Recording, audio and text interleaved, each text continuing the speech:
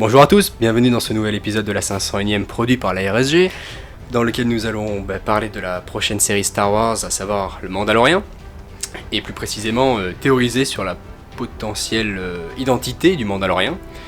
Ça part en fait d'un article de Empire Magazine, je crois, qui disait que le Mandalorian, qui sera donc joué par Pedro Pascal, aura bien un nom dans la série et on l'appellera par ce nom-là. Mais comme vous le savez, la série s'appelle le Mandalorian et au casting, il est écrit Pedro Pascal, le Mandalorian. Donc si il a bien un nom dans la série et qu'au casting, ce nom n'est pas donné, c'est peut-être parce que le nom est important ou que c'est d'un personnage que l'on connaît.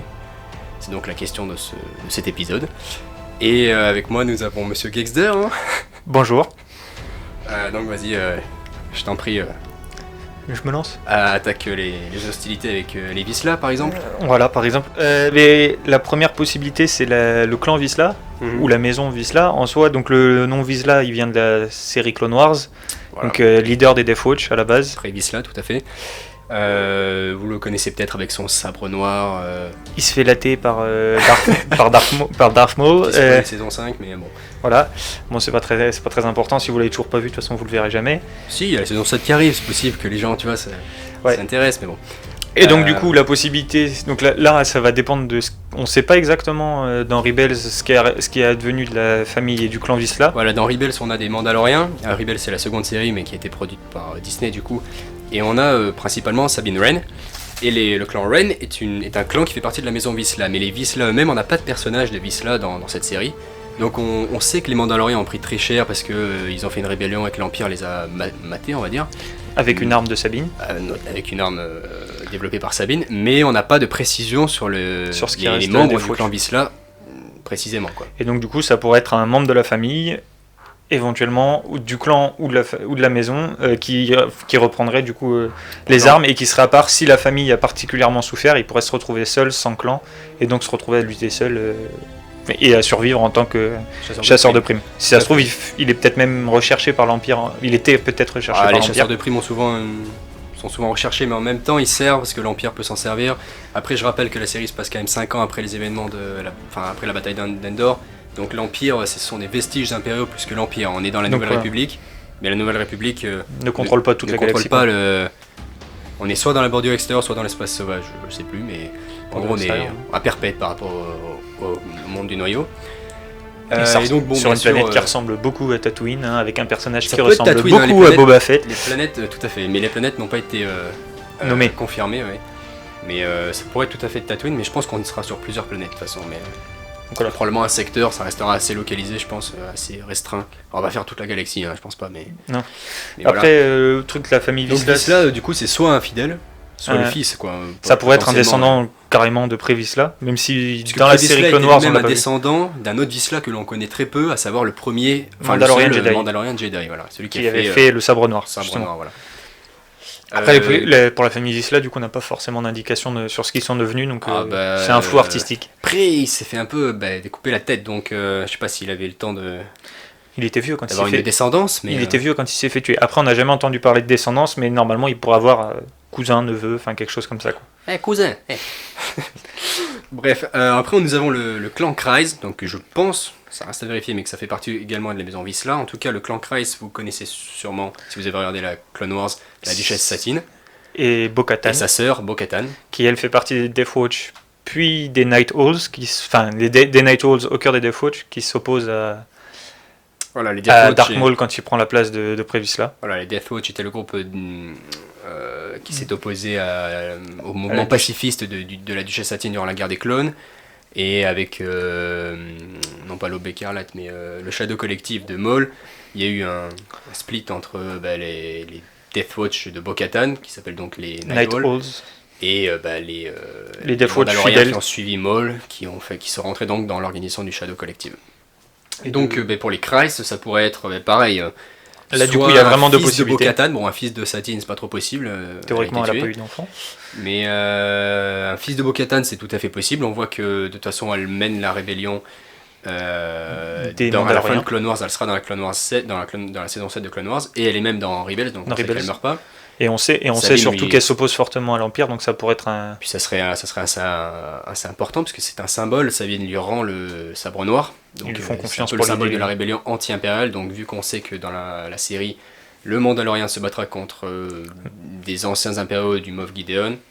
Ça peut Ceci dit, justement, comme les Mandaloriens font beaucoup confiance à Bo-Katan, ça pourrait réduire les probabilités que ce soit son fils. Donc si c'était le fils de Bo-Katan ou un membre de sa famille proche, il serait sans doute pas chasseur de prime, il serait sans doute resté avec les Mandaloriens. Par contre, ça pourrait être un membre des Night Hall, infidèle ou quoi. Oui, ça peut toujours être le cas. Après, je pense pas qu'on aura un nom. À mon avis, on n'aura pas un nom qu'on connaît, mais on aura probablement un nom de famille qui évoque quelque chose, donc potentiellement le nom un lien avec des personnages qu'on connaît. Et potentiellement, du coup, des liens qui vont se resserrer avec d'autres Mandaloriens, potentiellement dans la saison 2, parce qu'à mon avis, dans la saison 1, ça restera la base des personnages qu'on va découvrir. On a déjà assez de trucs à découvrir comme ça. Ensuite, on a le clan Ren. Comme toujours, donc là on est... Toujours dans la maison Vizsla, hein. Bon, il y a plusieurs maisons sur Mandalore, mais... C'est la maison qu'on connaît plus à travers la série. Le clan Ren, vous connaissez sûrement Sabine Wren, sa mère c'est Ursa Wren. Sabine Wren c'est donc une des personnages principales de la série Rebels.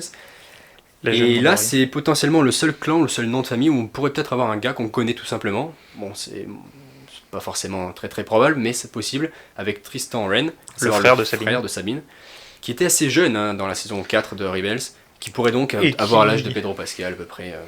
Et qui était pas forcément hyper... Enfin, qui a montré qu'il était assez éloigné de Sabine et on sait pas trop comment il se situerait après la chute de l'Empire. Il pourrait tout à fait s'éloigner de son clan.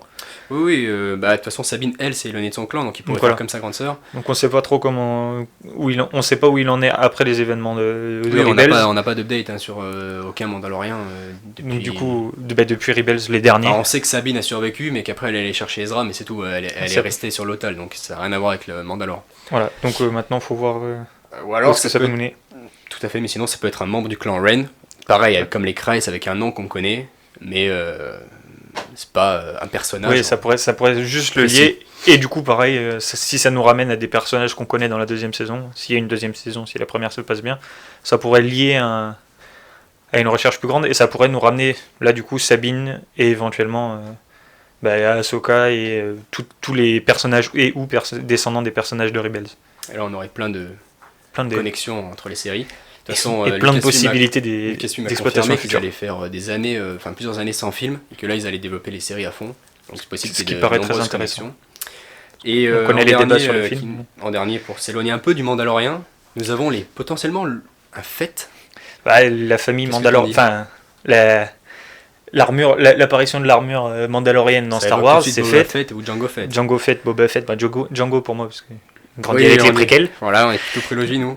Mais du coup, Fett, après, bon, le problème, c'est dans les Legends, aujourd'hui, dans le canon officiel de Disney, les Fett ne sont pas des Mandaloriens. Voilà, Jango a volé une armure et s'est fait éjecter par Sabine. Sabine en parle, Satine. La duchesse Satine en parle dans Rebels, dans Clone Wars, elle en parle avec Obi-Wan à un moment. Je crois que la première fois qu'on les voit ensemble dans la série.